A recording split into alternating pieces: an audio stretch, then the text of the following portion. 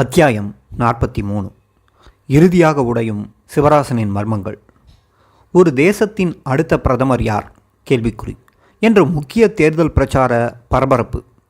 அதில் நடக்கும் முக்கிய அரசியல் தலைவர்களின் பொதுக்கூட்டம். அதுவும் ராஜீவ்காந்தி போன்றவர்கள் தேர்தல் களத்திற்கு வருகிறார்கள் என்றால் ஏராளமான உள்நாட்டு வெளிநாட்டு ஊடகங்கள், பத்திரிகையாளர்கள் செய்தி சேகரிக்க, புகைப்படங்கள் எடுக்க வருவார்கள் என்பது யாவரும் அறிந்த ஒன்றுதான். இந்த ஒரு சாதாரண விடயம் கூட விடுதலை புலிகள் போன்ற ஒரு அமைப்புக்கும் அதன் தலைமைக்கும் தெரியாதா என்ன? அப்படி இருக்க மிக ரகசியமான ஒரு கொலை திட்டத்தை புகைப்படம் எடுக்க திட்டமிட்டிருந்தால் அதற்கென தனியாக ஒரு புகைப்படக்காரரை பயன்படுத்த நினைப்பார்களா? கேள்விக்குறி. இது நம்பும்படியாக இருக்கிறதா? கேள்விக்குறி. புகைப்படங்கள் அவசியம் எடுத்தாக வேண்டும் என்றால் அதற்கு விடுதலை புலிகளிலேயே திறமையான தேர்ச்சி பெற்ற புகைப்படக்காரர்கள் இருக்கிறார்களே. ஆச்சரியக்குறி. அவர்களை பயன்படுத்தி இருக்க மாட்டார்களா? கேள்விக்குறி. அப்படியே அந்த புகைப்படம் எடுப்பவர் இறந்திருந்தாலும் அந்த புகைப்பட கருவியை அங்கிருந்து அகற்றும் ஏற்பாட்டையும் செய்திருக்க மாட்டார்களா? கேள்விக்குறி. இன்னொரு கேள்வி. ஸ்ரீபெரும்புதூர் கொலை நிகழ்வுக்கு பிறகு சம்பவத்திற்கு முன்னும் பின்னுமாக பல நூற்றுக்கணக்கான புகைப்படங்கள் நாளிதழ்களில் வெளிவந்தது. புலிகளுக்கு தேவை என்றால் அதிலிருந்து ஆவணங்களுக்காக படத்தை எடுத்து வைத்துக் கொள்ள முடியாதா? கேள்விக்குறி. எதற்காக ஒரு தனி நபர் எடுக்கும் புகைப்படங்களே தான் வேண்டும் என்றிருப்பார்கள்? கேள்விக்குறி. அடுத்து ஹரிபாபு ஒரு தொழில்முறை புகைப்படக்காரர். ஒரு சம்பவ இடத்திற்கு செல்கிறார் என்றால் அங்கே பல தலைவர்களையும் சம்பவங்களையும் விடாமல் படம் எடுத்து கொண்டிருக்கக்கூடியவர். நாளைக்கு ஏதோ ஒரு தலைவரின் படம் தேவை இருந்தாலும் மற்றவர்கள் பேசி கொண்டிருக்கின்ற மாதிரி படங்கள் தேவை என்றால் பிறகு வந்து அணுகி கேட்பார்கள். அது வர்த்தகத்திற்கு ஏற்றதாக இருக்கும் என்பதே நடைமுறை. அப்படித்தான் கற்றுத்தரப்பட்டிருக்கும் அவருக்கும். அந்த நிலையில் ஹரிபாபு சுமார் 7 மணியிலிருந்து 10-20 மணி வரை, குண்டு வெடிப்பு நடக்கும் வரை சுமார் 3 மணி நேரத்திற்கும் மேலாக அந்த இடத்தில்தான் இருந்தார். ஆனால் வெறும் 10 படங்களைத்தான் எடுத்தார் அல்லது எடுத்திருப்பார் என்பது நம்பும்படியாக இருக்கிறதா? ஒரு சாதாரண புகைப்படக்காரரிடம் கேமரா இருந்தாலே அவர் பல கோணங்களில் பலரை படமெடுத்தபடியே இருப்பார். அப்படி இருக்க ஹரிபாபு போன்றவர்கள் சும்மாவே நின்றிருந்திருப்பார்களா? அவர் சும்மா நின்றிருந்தாலும் அவரது கைகள் தானாகவே கிளிக் கொண்டிருக்கும். இந்த சந்தேகங்களுக்கு வலுவான காரணங்கள் இல்லாமல் இல்லை. ஏனென்றால் அந்த புகைப்படச் சுருள் வெட்டப்பட்டிருந்தது. வெறும் 10 படங்கள் மட்டுமே எடுக்கப்பட்டிருந்தது என்கிறார்கள். கேமராவும் ஃபிலிம் ரோலும் சம்பவ இடத்திலிருந்து கைப்பற்றப்பட்டு சிபிஐயிடம் ஒப்படைக்கப்படும் வரையிலான அந்த 3 நாள் நிகழ்வுகள் எல்லாமும் மர்மமாகவே இருந்தது. இந்த மர்மங்கள் குறித்த கேள்விகளும் ஆய்வுகளும் அப்போது எழுந்தது. ஹரிபாபு ஒட்டுமொத்தமாக எடுத்த புகைப்படங்களில் சிபிஐ சொன்ன 10 தவிர எத்தனை காங்கிரஸ் கட்சி தலைவர்கள் அல்லது பிரமுகர்கள் இருந்திருப்பார்கள்? அவர்களில் சிவராசன், தனு யார் யாரிடமெல்லாம் நெருங்கி பேசி கொண்டிருந்திருப்பார்கள்? அந்த கேள்விகள் எழுகிறதா இல்லையா? கேள்விக்குறி. ஏனென்றால் ஒருவேளை தாம் ஏமாற்றப்பட்டால் அல்லது கைவிடப்பட்டால், உதவியை மறுத்தால் இந்த புகைப்பட ஆதாரங்களை காட்டி அந்த தலைவர்களை, நிர்வாகிகளை, முக்கியஸ்தர்களை வழிக்கு கொண்டு வரலாம் என சிவராசன் நினைக்க இடமுண்டு அல்லவா? பிளாக்மெயில் செய்து. அப்படியெல்லாம் இல்லை. உண்மையிலேயே 10 ஸ்டில்கள், அதுவும் கொலைக்குழுவினரை மட்டுமே குறிவைத்த புகைப்படம் எடுக்கப்பட்டது என்றால் ராஜீவ்காந்தியை கொன்றது புலிகள்தான் என்று உலகம் தெரிந்து கொள்ள வேண்டும், கொலைப்பழி சுமக்க வேண்டும் என சிவராசன் திட்டமிட்டு செய்தார் என்ற சந்தேகம் எழுகிறதல்லவா? அப்படியென்றால் அவருக்கு பின்னால் இருந்த உண்மையான எஜமானர்கள் யார் என்ற கேள்வி எழுகிறது. ஆனால் சிபிஐ என்ன சொல்கிறது? அந்த புகைப்படங்கள் எல்லாம் விடுதலை புலிகள் சொந்த ஆவணத்துக்காக எடுத்தது என்கிறது. ஏன் அந்த ஆவணப்படங்களை எல்லாம் செய்தியாளர்கள் எடுத்த புகைப்படங்களிலிருந்து எடுத்து வைத்து கொண்டால் ஆகாததா என்ன? கேள்விக்குறி. சரி, சிபிஐ சிறப்பு புலனாய்வு குழுவினர் சொல்வதைப் போல் சிவராசன் ஆவண நோக்கத்திற்காகத்தான் அந்த படங்களை எடுக்க வைத்தார் என்பது உண்மையானால் அது விடுதலை புலிகள் இயக்கத்தின் ரகசியம் காக்கும் தன்மைக்கு விரோதமானதாக, முரண்பட்டதாக அமைகிறதா இல்லையா? கேள்விக்குறி. விடுதலை புலிகளின் சாதாரண போராளிகளே தடயங்களை விட்டு வைக்க மாட்டார்கள். அப்படி இருக்க உளவு பிரிவு நடவடிக்கைக்காக வரும் ஒரு மூத்த போராளி சிவராசன் அப்படி தடயங்களை விட்டு வைக்கிறார் என்றது வினோதமானதாக இருக்கிறது. ஆக அவர் உண்மையில் என்ன செய்திருப்பார்? ஹரிபாபு இறந்து விட்டிருந்தாலும் அந்த கேமராவை எடுக்காமல் வந்திருக்க மாட்டார். அதற்கான நேரமும் சந்தர்ப்பமும் அவருக்கு அங்கே இருந்தது. அந்த கேமராவில் இருக்கும் படங்கள் எல்டிடியை கை காட்டும் என்பதை அறியாதவரா சிவராசன்? கேள்விக்குறி. ஆனால் அது குறித்து அக்கறைப்படாமல் அப்படியே விட்டுவிட்டு வந்தது அவரின் உண்மையான நோக்கத்தை வெளிப்படுத்துகிறது. அதற்கேற்ப அவர் பிறகு ஈழம் திரும்புவதில் அக்கறையே காட்டவில்லை என்பதையும் முடிச்சு போட்டு பார்க்க வேண்டும். அடுத்து சிவராசனின் 3 டைரிகளை கண்டெடுத்தது சிபிஐ. அதில் 2 பாக்கெட் டைரி, 1 பெரிய டைரி. கொட்டிவாக்கம் வீட்டிலிருந்து ஒன்றும், கொடுங்கையூரில் இருந்த ஜெயக்குமார் வீட்டிலிருந்தும் அதை எடுத்ததாக சொன்னது சிபிஐ. அதில் உள்ள சிலவற்றை எங்களுக்கு எதிரான சாட்சியமாக நீதிமன்றத்தில் பயன்படுத்தியது. ஒரு உதாரணத்தை சொல்லலாம். அந்த டைரியில் சிவராசன் என் சொந்த பெயரான ரவி என்று எழுதியிருக்கிறார். பொதுவாக இயக்கத்தினர் சொந்த பெயரை பயன்படுத்துவதில்லை. தெரிந்தாலும் வெளியிட மாட்டார்கள். குறிப்பாக எழுத்தில் பதிய மாட்டார்கள். இப்படி வேண்டுமென்றே பல சந்திப்புகளையும் தகவல் பரிமாற்றங்களையும் நாள் தேதி வாரியாக குறிப்பிட்ட டைரிகளில் எழுதியிருக்கிறார். இது உளவு புலிகளின் செயல்பாட்டிற்கு முற்றிலும் விரோதமானது. எழுத்தில் உள்ள மிக சாதாரண தகவலை கூட உடனுக்குடன் எரிக்க வேண்டும். தவிர தனு ஃபோட்டோ 24ஆம் தேதி வெளியானதில் இருந்தே ராபர்ட் பயஸ், ஜெயக்குமார், விஜயன் போன்றோர் நாங்கள் வேறு எங்காவது கண்காணா இடத்திற்கு சென்று பிழைத்துக் கொள்கிறோம் என வீட்டை காலி செய்ய முயன்றபோது சிவராசன் அவர்களை அச்சுறுத்தி வேறு எங்கும் போகக்கூடாது என கண்டித்திருக்கிறார். ராபர்ட் பயஸ் பிடிபட்ட போது அவரது உறவினரான ஜெயக்குமாரின் மன்றாடலுக்கும் சிவராசன் செவிசாய்க்கவில்லை. இவ்விவரங்களை பிறகு அவர்கள் சொல்லி தெரிந்து கொண்டேன். இன்னொரு மர்மம், வாணன் என்ற ஒரு இலங்கை தமிழர் மூலம் டெல்லியிலிருந்து சந்திராசாமி உதவியும் என்று சந்தேகிக்கப்பட்டது. நேபாளம் தப்பிச் செல்ல சிவராசன் முன்கூட்டியே திட்டமிட்டிருந்தது வாணனின் சாட்சியம் மூலம் பிறகு தெரிய வந்தது. அதாவது மே 21ஆம் தேதி ஸ்ரீபெரும்புத்தூர் சம்பவத்திற்கு முதல் நாளே வாணனை கனகசபாபதி என்ற பெரியவருடன் சேர்த்து நேபாள பயண திட்டத்தை ஒருங்கிணைக்க வேண்டி அனுப்பியிருக்கிறார். அவர்கள் சென்னையிலிருந்து விமானம் மூலம் டெல்லி சென்றிருக்கிறார்கள். மே 24ஆம் தேதியிலிருந்து ஜூன் 14ஆம் தேதி வரை நான் குறைந்தது 4-5 தடவையாவது அவரை ஈழம் திரும்ப வேண்டும் என நிர்பந்தித்த போதே ஏதேதோ காரணங்களை சொல்லி தவிர்த்ததை வாணன் விடயத்தோடு ஒப்பிட்டு பாருங்கள். அடுத்து திருச்சி சாந்தன் விடயத்திற்கு வருவோம்.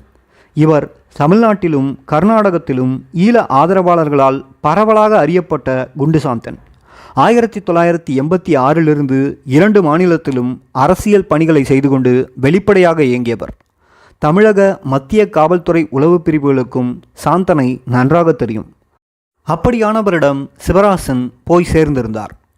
பொதுவாக உளவு புலி உறுப்பினர்கள் சாதாரண காலங்களிலேயே அரசியல் பிரிவினரோடு தொடர்பு வைத்து கொள்ள மாட்டார்கள், தவிர்ப்பார்கள்.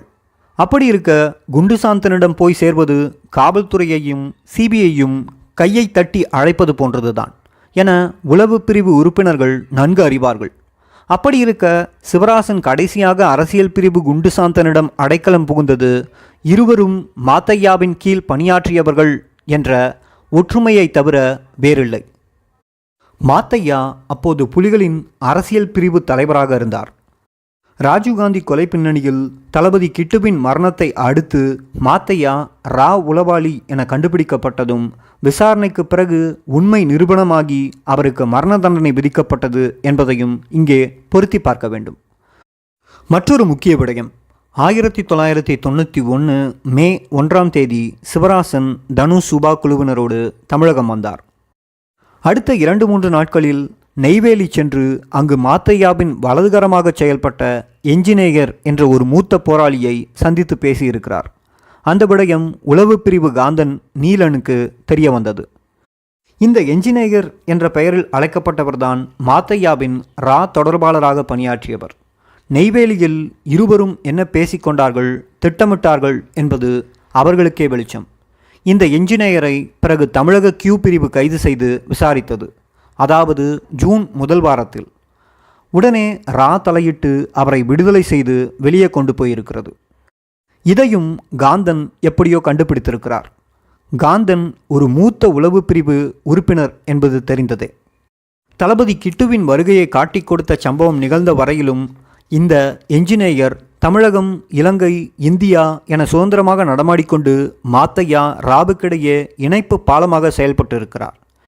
இதை விடுதலை புலிகளின் உளவு புலிகள் சந்தேகித்து தீவிரமாக கண்காணித்து கைது செய்து விசாரணை செய்த பிறகுதான் மாத்தையாவின் அனைத்து சதித்திட்டங்களும் அம்பலமானது. அடுத்ததாக ஒரு விடயத்தை பார்ப்போம்.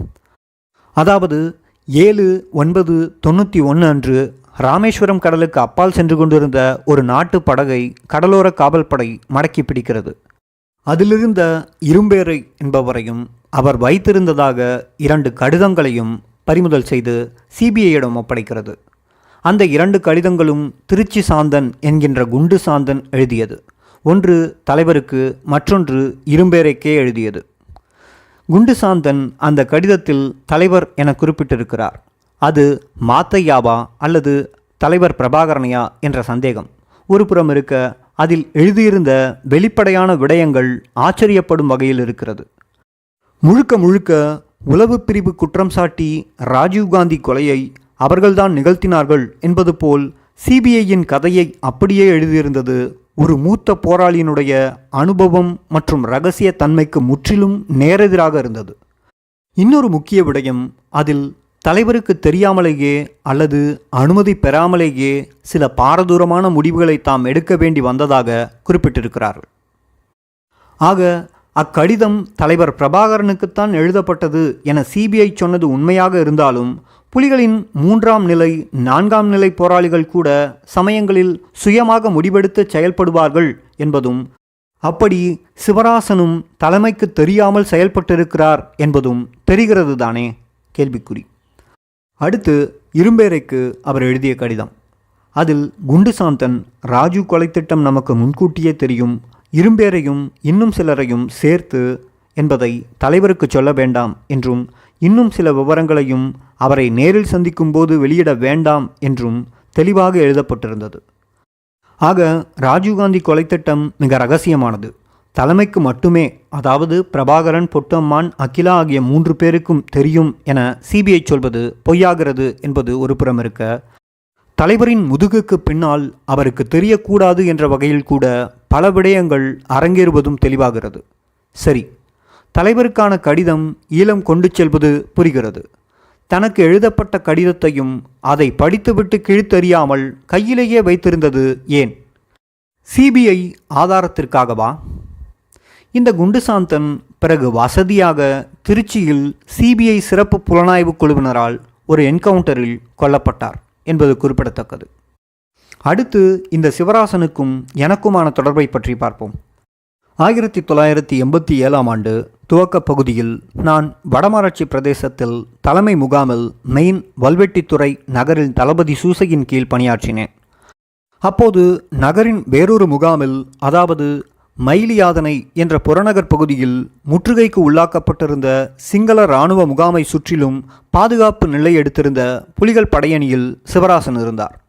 அப்போது அவர் பெயர் சிவராசன் இல்லை, ரகு அல்லது ரகுபரன் என்ற இயக்க பெயரால் அழைக்கப்பட்டார். அப்போது வடமராட்சியின் பல பகுதிகளிலிருந்தும் போராளிகள் அரசியல், இராணுவ ஆலோசனைகள் மற்றும் விநியோகம், தகவல் பரிமாற்றங்கள் போன்ற பல்வேறு வேலைகளை முன்னிட்டு சூசை மற்றும் மூத்த போராளிகளை சந்திக்க தலைமை முகாமிற்கு வந்து போவார்கள். அப்போதுதான் ரகு எனக்கு அறிமுகம். அதுவும் சாதாரணமானதே, மற்ற பல போராளிகளைப் போலத்தான். 1987 மே மாதத்தில் வடமராட்சி பிரதேசம் சிங்கள இராணுவத்தின் பிடிக்குள் ஆபரேஷன் லிபரேஷன் என்ற பாரிய இராணுவ நடவடிக்கைக்கு பின் போனது. அப்போது நாங்கள் வேறு வேறு இடங்களுக்கும் பணிகளுக்கும் மாறிக்கொண்டிருந்தோம். அதன் பிறகு சிவராசன் என்கின்ற ரகுவரனை பார்க்கவில்லை. 1990 டிசம்பர் 20ஆம் தேதி வாக்கில் நானும் சில தோழர்களும் தமிழகம் திரும்புவதற்கு முன்பாக யாழ் நகருக்கு சென்று பொட்டம்மானை சந்தித்தேன். அது டிசம்பர் 16 அல்லது 17ஆம் தேதியாக இருக்கும் என்று நினைக்கின்றேன். அப்போது தமிழகத்திலிருந்து நான் தகவல் பரிமாறிக்கொள்வதற்கு தற்காலிகமாக இந்த ரகுவோடு தொடர்பில் இருங்கள் என அறிமுகம் செய்யப்பட்டவர்தான் சிவராசன். இனிமேல் என்னை சிவராசன் என்றே அழையுங்கள் என்றதோடு ஜனவரி 10ஆம் தேதி அன்று மெரினாவில் சந்திக்கலாம் என்று அங்குதான் அவர் சொன்னார்.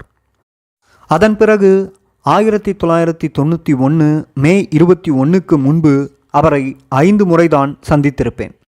2 முறை என் தோழர்கள் தமிழகம் திரும்புவது தொடர்பாகவும், மற்றொரு முறை எனக்காக வயர்லெஸ் கருவியை எடுக்கவும் சந்தித்தேன். பிறகு 2 முறையும் மற்ற விஷயங்களை பரிமாறிக்கொள்ள, அதாவது இங்கிருந்து அத்தியாவசிய பொருட்களை அனுப்பி வைக்க கரை ஒழுங்கு செய்யப்படுவது தொடர்பாக பேசியது.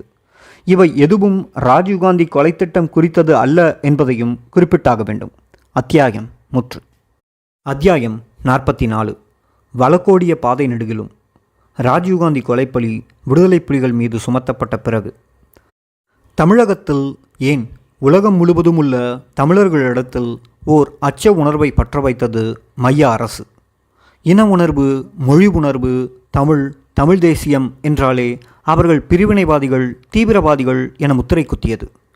2009ஆம் ஆண்டு தொடக்கம் வரை இதுதான் நிலைமை. கிட்டத்தட்ட 2 தலைமுறையினருக்கு தமிழினத்தின், தமிழீழ போராட்டத்தின் வரலாறு தெரியாத அளவிற்கு மழுங்கடிக்கப்பட்டது.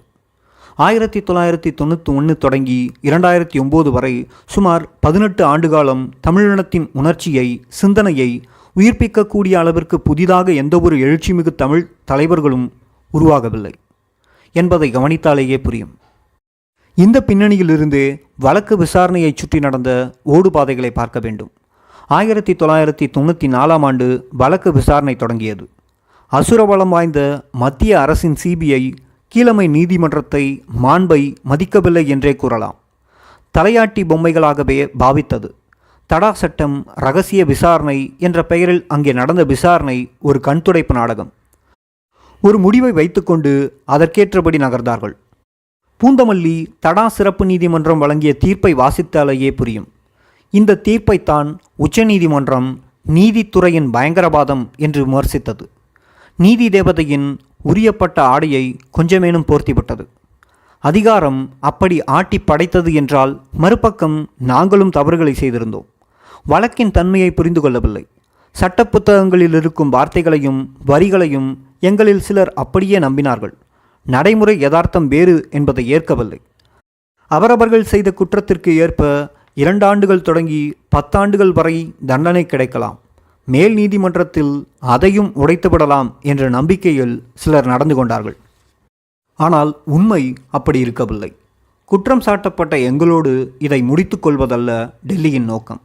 அதையும் தாண்டி விடுதலை புலிகள் இயக்கமும் அதன் தலைவர் பிரபாகரனும் தான் பிரதான நோக்கம். காரணம், அவர்கள் இந்தியாவின் கொல்லைப்புறமான இலங்கையில் தமிழீழம், தமிழ் தேசியம் என்கின்ற ஒரு உள்ளீடான தேசிய அரசியல் வடிவத்தை விடுதலை புலிகள் கட்டியெழுப்புவதை இந்திய துணைக்கண்டத்தின் ஏகாதிபத்தியம் விரும்பவில்லை. இது எங்களின் பலருக்கு புரியாமல் இருந்தது. அதற்கேற்ற நகர்வை மேற்கொள்ள தவறினோம். துயரமான காலகட்டத்தில்தான் ஒருவரின் சுயமுகம் தெரியும் என்பார்கள். அதற்கேற்ப கொள்கை, கோட்பாடு, லட்சியம், கட்டுப்பாடு, கண்ணியம் என பலதையும் உடைத்துவிட்டு அங்கே சுயநலம் மட்டுமே தலை தூக்கி நின்றது. அதன் விளைவு பூசல், சந்தேகம், பகை, தன்முனைப்பு என பிறந்து காலப்போக்கில் குரோதம், குரூரம், குழிப்பறிப்பு என கிளைவிட்டு வளர்ந்தது. இந்த பிரிவினை விதை மல்லிகையிலேயே தூவப்பட்டு விட்டது. அதற்கான விளைச்சலை பூந்தமல்லி நீதிமன்ற விசாரணைகளின் போது அறுவடை செய்து கொண்டிருந்தது சிபிஐ. சுதந்திர இந்தியாவிற்கு பிரிட்டிஷ் சாம்ராஜ்யம் கொடுத்துவிட்டு போன அருமருந்து இந்த பிரித்தாளும் சூழ்ச்சி. அதை அருமையாக கையாண்டது சிறப்பு புலனாய்வு குழு.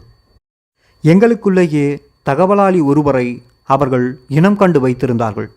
அது பல வகையிலும் இந்த வழக்கின் போக்கை குத்தி கிழித்தபடி இருந்தது. ஆதிக்க அரசியல் தொடர்பாக தமிழினம் எதிர்கொண்ட வரலாற்று முக்கியத்துவம் வாய்ந்த இந்த வழக்கில் நடந்து கொண்டிருந்த கோமாளித்தனத்தை தமிழின உணர்வாளர்கள் சிலர் அறிந்திருப்பார்கள் போலும். அதில் ஐயா பழ நெடுமாறன் அவர்களும் ஒருவர். இன உணர்வாளர், புலிகளின் ஆதரவாளர்கள் என்பதற்காகவே பல்வேறு பொய் வழக்குகளை சந்தித்து சிறை கொடுமையை சந்தித்த சிலரில் அவரும் ஒருவர். ஓராண்டுக்கும் மேலாக சிறைப்பட்டிருந்தார். காலத்தின் அவசியம் கருதி இந்த நீதிமன்ற விசாரணையை சரியான வழியில் நடத்தி செல்ல வேண்டும் என்ற முயற்சியை எடுத்தார். இந்தியாவின் மிக சிறந்த மூத்த வழக்கறிஞரில் ஒருவரான என் நடராஜன் அவர்களை இந்த வழக்கின் முதன்மை வழக்கறிஞராக வைத்து அவரது சட்ட ஆலோசனையை வழிகாட்டலின்படி மதுரையைச் சேர்ந்த புகழ்பெற்ற வழக்கறிஞர் திரு ராஜகோபாலன் அவர்களையும் குற்றம் சாட்டப்பட்டவர்கள் எங்கள் சார்பாக நியமிக்கலாம். சாட்சிகளின் குறுக்கு விசாரணையை அவரும் ஏற்கனவே அமர்த்தப்பட்டிருந்த வழக்கறிஞர்களும் சேர்ந்து நடத்தலாம். இறுதி வாதத்தை என் நடராஜன் முன்வைப்பார் என்ற ஒரு யோசனையை முன்வைத்தார் நெடுமாறன் ஐயா. அதற்காக எங்கள் 26 பேரிடமும் சம்மதம் கேட்டு தூதனுப்பினார். இது எங்களுக்கு ஒரு அரிய வாய்ப்பு. சந்தர்ப்பத்தை தவறவிடக்கூடாது என்று எங்களில் பலர் ஏற்கனவே இருந்த அவரது வழக்கறிஞர்களின் சம்மதத்தை பெற்றோம்.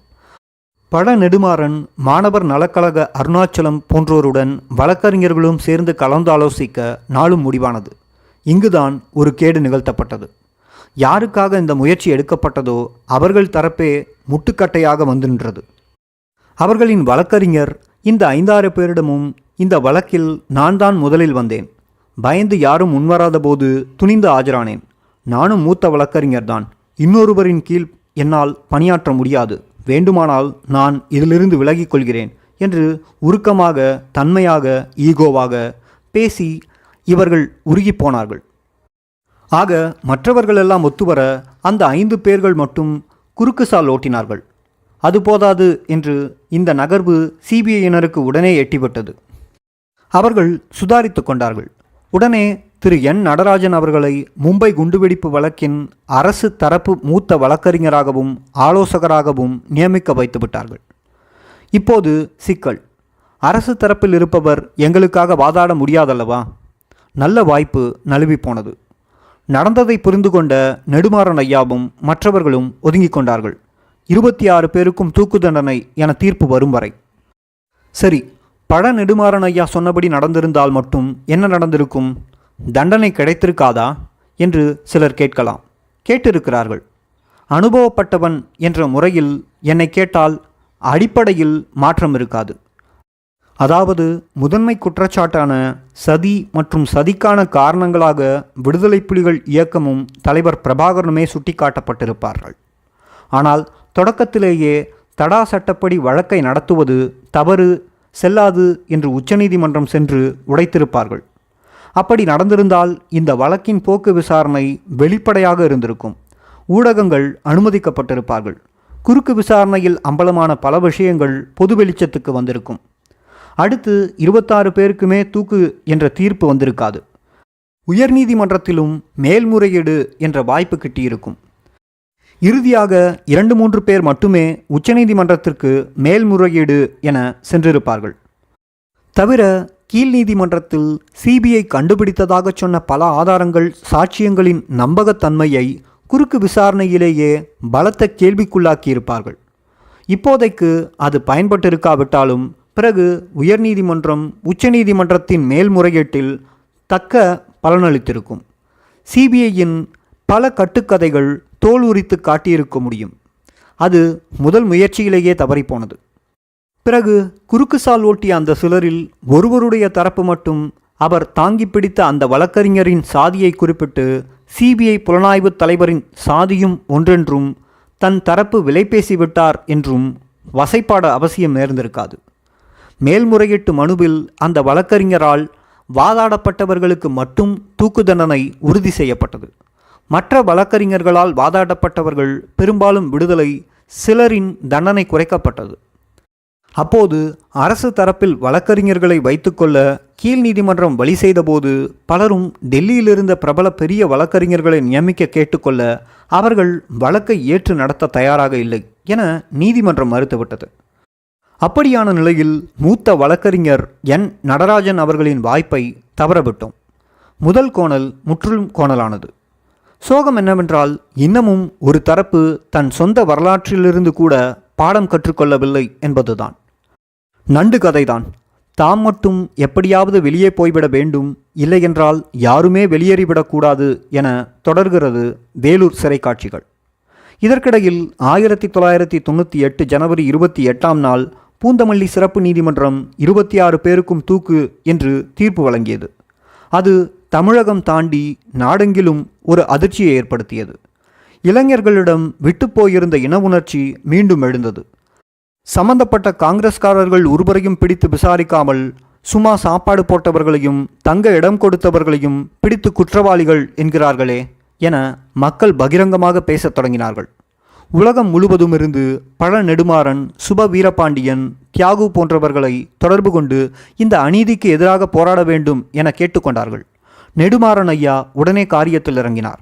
தண்டனை பெற்ற நாங்கள் 1998 தீர்ப்பு.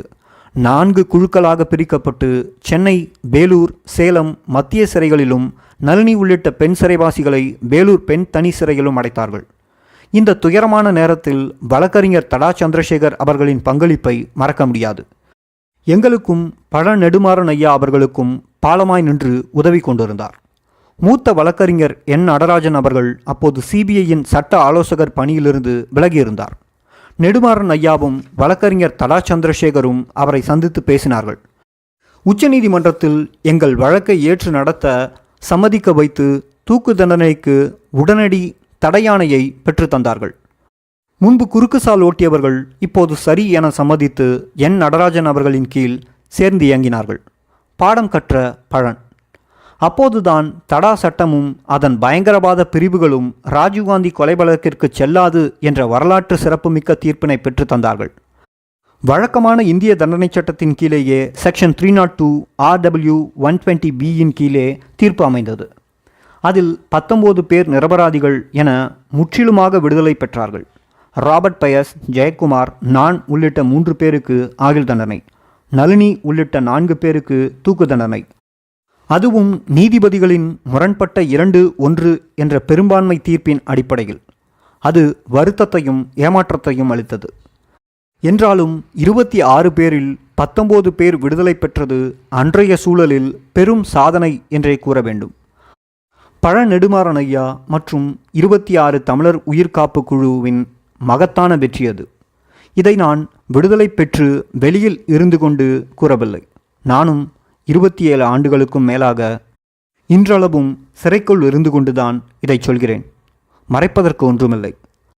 அந்த காலகட்டத்தில் பிரதான கட்சியோ தலைவர்களோ நெடுமாறன் ஐயா முன்னெடுத்த இந்த முயற்சிக்கு துணையாக பக்கபலமாக இருக்கவில்லை என்று அறிந்து வருந்தினோம். டெல்லி மேலிடம் அப்படியான கட்சிகளை இயக்கத்தை தடை செய்துவிடும் என்ற நிலையில் அவர்கள் எல்லோரும் விலகியிருந்தார்கள் என்ற காரணம் கூறப்பட்டது. 19 பேர் விடுதலைக்கு பிறகு மீதமிருந்த 7 பேரில் 6 வேலூர் மத்திய சிறையில் ஒரே இடத்தில் அடைக்கப்பட்டோம். நளினி மட்டும் பெண்கள் தனிச்சிறையில் அடைக்கப்பட்டார். தூக்கு தண்டனைக்கு எதிராக 2வது கட்ட போராட்டம் தொடங்கப்பட்டது. உச்சநீதிமன்றம் தூக்கு தண்டனை விதிக்கப்பட்ட மீளாய்வு மனுவை உடனடியாக தள்ளுபடி செய்துவிட்டது, ரிவ்யூ பெட்டிஷனை. இப்போது வேறு வழி இருக்கவில்லை. 4 தமிழக ஆளுநருக்கு கருணை மனு அனுப்பி வைக்க வேண்டியதாயிற்று. அந்த மனு மீது தமிழக அமைச்சரவை கூடி ஆலோசித்து ஆளுநருக்கு பரிந்துரையை அனுப்ப வேண்டும். ஆனால் முதல்வராக இருந்த கருணாநிதி அவர்கள் அப்படி செய்யவில்லை. நேரடியாக ஆளுநர் பாத்திமா பீபிக்கு அனுப்பி வைத்தார். அவரோ 4 கருணை மனுவையும் உடனே நிராகரித்தார். சட்டப்படி அது தவறு என்று பழ நெடுமாறன் ஐயா சென்னை உயர்நீதிமன்றத்தில் வழக்கு தொடர ஏற்பாடு செய்தார். முன்னாள் நீதியரசர் சத்ருதான் வாதம் செய்து ஆளுநரின் உத்தரவு செல்லாது, தமிழக அமைச்சரவை கூடி மீண்டும் கருணை மனுக்கள் மீது விவாதித்து கருத்துரைக்க வேண்டும் என்ற உத்தரவை பெற்று தந்தார். இப்போது முதல்வர் கருணாநிதி அவர்களுக்கும் வேறு வழியில்லை. ஒரு பக்கம் வரலாறு அச்சாணி பிடித்து கொண்டிருந்தது, மறுபக்கம் சோனியாவின் டெல்லி தர்பார் கவனித்து கொண்டிருந்தது. அதனால் சோனியாவின் கடிதத்தை துணைக்கு எடுத்துக்கொண்டு குழந்தைக்காக நளினி உயிரோடு இருக்க வேண்டிய அவசியத்தை சொல்லி அன்றைய குடியரசுத் தலைவருக்கு சோனியா அவர்கள் கொடுத்த கடிதம். நளினிக்கு மட்டும் தண்டனையை குறைப்புச் செய்யலாம் என ஆளுநருக்கு பரிந்துரை கடிதம் அனுப்ப அவரும் அதன்படியே செய்தார். இப்போது நெடுமாறன் ஐயா அவர்களின் முயற்சியால் மேலும் ஒருவரின் தூக்கு தண்டனை ஆயுள் தண்டனையாக குறைந்தது. ஆனாலும் அவர் நின்றுவிடவில்லை. மற்ற 3 சந்தித்து உங்கள் விடுதலையை உறுதி செய்யும் வரை ஓயமாட்டோம் என நம்பிக்கை வார்த்தை அளித்தார். ஆனாலும் என்ன செய்வது? கருணை மனுவை ஏற்பதும் மறுப்பதும் ஆளுநர் வர்க்கத்தின் மன விருப்பமே ஒழிய கட்டாயம் ஏதுமில்லை. யார் முதல் குற்றவாளி, யார் பிந்தைய குற்றவாளி என்ற பாகுபாடு அவர்களுக்கும் இல்லை என்ற தெளிவு சிலருக்கு இல்லாமல் போனது.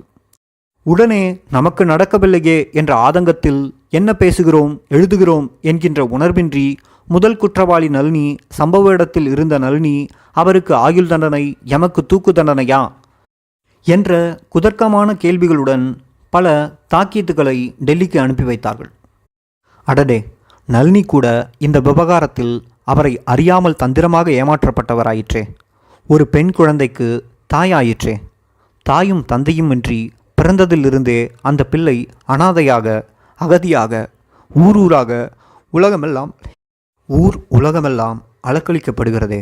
குறைந்தபட்சம் அந்த பெண் குழந்தை நம்மைப்போல் தாய் தந்தையை சிறையில் சந்தித்து பேச பார்க்கக்கூட இந்திய அரசு அனுமதிக்கவில்லையே.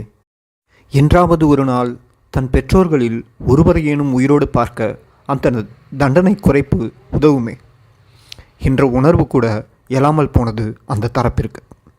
இத்தனைக்கும் நெடுமாறன் ஐயா அவர்கள் உயிர்காப்பு குழுவினருடன் வேலூர் சிறைக்கு வந்து அனைவருக்கும் நல்லது நடக்கும் வரை ஓயமாட்டோம் என்றும் உறுதியளித்து ஆறுதல் சொல்லி சென்ற பிறகு நடக்கிறது. ஒரு தரப்பு டெல்லிக்கு கடிதம் அனுப்பி கொண்டிருக்க மற்றொரு தரப்பு கருணை மனுவே போடப்போவதில்லை என அடம் பிடித்தது. இதை இருவேறு முடிவுகள் என்பதை விட இரு தரப்பு விரிசல் என்றே அங்கிருந்த நான் புரிந்து கொண்டேன். இந்த நிலையில்தான் மரண தண்டனை எதிர்ப்பு இயக்கம் தனது 2ஆம் கட்ட விழிப்புணர்வு பிரச்சாரத்தை முன்னெடுத்தது. இதில் புகைப்பட நிபுணர் சுபாஷ் சுந்தரம், பெங்களூரு ரங்கநாதன், நளினியின் அம்மா பத்மாவதி, நளினியின் தம்பி பாக்கியநாதன், சுசீந்திரன், இரும்பேரை உள்ளிட்ட பலரும் பலவித நெருக்கடிக்கு, அரசு மிரட்டல்களுக்கு மத்தியில் பங்கேற்றார்கள். இவர்கள் அனைவரும் உச்சநீதிமன்ற தீர்ப்புக்கு பிறகு விடுதலையானவர்கள். இந்த பிரச்சார நெடும்பயணம் வெற்றிகரமாக முடியும் நேரத்தில் உள்ளே இருந்து விரிசல் இங்கேயும் வெடித்தது. ஒரு தரப்பு நளினி குடும்பத்தாரை குணப்படுகொலை செய்யும்படியான கருத்தை சொல்ல பிரச்சனையானது. திடீரென ஒரு நாள் இரும்பேரை சம்பந்தமே இல்லாமல் அந்த தரப்பினரால் அவமதிக்கப்பட்டார். இத்தனைக்கும் இரும்பேரை அந்த தரப்பினருக்குத்தான் வேண்டியவராக இருந்தார். உட்குழப்பம் இங்கே வேண்டாம் என கூறியிருப்பார் போலும். அதற்கான பலனை அங்கே அனுபவித்தார். அதோடு இந்த விவகாரத்திற்கு முழுக்கு போட்டுவிட்டு ஒதுங்கி கொண்டார். நெடுமாறன் ஐயா அவர்களுக்கும் நெருக்கடிகள் பல கூடியதால் மரண தண்டனை எதிர்ப்பு இயக்கத்தை பக்கச்சார்பற்ற முறையில் நடத்தி செல்ல முடியாமல் போனது. டெல்லியில் அப்போது குடியரசுத் தலைவராக KR நாராயணன் இருந்தார். மக்களாட்சியில் மரண தண்டனை கூடாது என்ற நிலைப்பாட்டில் இருந்தவர். மத்திய அரசின் எந்த தூக்கு தண்டனைக்கான பரிந்துரையும் ஏற்காமல் இருந்தார். அந்த வகையில் மூவரின் கருணை மனுவும் அப்படியே கிடப்பில் வைக்கப்பட்டிருந்தது. சற்று ஆறுதலான ஒன்றுதான். 2001 ஆட்சி மாற்றம் நடந்தது. முதல்வராக ஜெயலலிதா பொறுப்பேற்றார். விடுதலை புலிகள் மற்றும் ஆதரவாளர்கள் விடயத்தில் அப்போது கடும் போக்கை கைக்கொண்டவர். நெடுமாறன், வைகோ உள்ளிட்டவர்களை பொடா சட்டத்தில் வைத்து கைது செய்து வேலூர் சிறையில் அடைத்தார். இந்த கட்டத்தில்தான் நெடுமாறன் ஐயா தொடங்கிய மரண தண்டனை எதிர்ப்பு இயக்கம் சிதைக்கப்பட்டு எவரவர் கைக்கோ மாறியது. அவற்றின் நோக்கம் கூட நேர்மையாக, தூய்மையாக இல்லை, பக்கச்சார்பாகத்தான் இருந்தது. மனித உரிமை காவலர்கள் என்ற பெயரில் தமிழீழ விடுதலை புலிகளுடைய எதிர்ப்பாளர்களும் உள்ளே புகுந்தார்கள். எங்களின் ஒரு தரப்பு அதை ஊக்குவித்தது. ஏனென்றால் அவர்கள் மொழியிலேயே இவர்களும் சில மாதங்களாக பேச கற்றிருந்தார்கள். இந்திய தமிழர், இலங்கை தமிழர், தமிழ்நாட்டைச் சேர்ந்தவர், ஈழத்தைச் சேர்ந்தவர், விடுதலை புலி உறுப்பினர்கள், தமிழ் தீவிரவாதிகள், வெறும் தமிழுணர்வு மட்டுமே கொண்டவர்கள் என பிரிவினைகள் பேசி உள் முரண்பாட்டை சரி செய்யவே முடியாதபடி நஞ்சை உமிழ்ந்தது. இறுதியில் அது காக்கப்பட வேண்டிய உயிர், மற்றவையெல்லாம் கணக்கில் கொள்ள தேவையற்ற உயிர்கள் என்ற அளவில் பிரச்சாரம் முற்றி போய்விட்டது. அதற்கு சொல்லப்பட்ட காரணம் விடுதலை புலிகள் போராளி உறுப்பினர்கள் இறக்க துணிந்தவர்கள்தானே கேள்விக்குறி என்பதுதான். அடுத்து நடந்த இன்னொரு விடயம் மேலும் முரண்பாட்டை எரியப்பட்டது. அத்தியாயம் முற்று.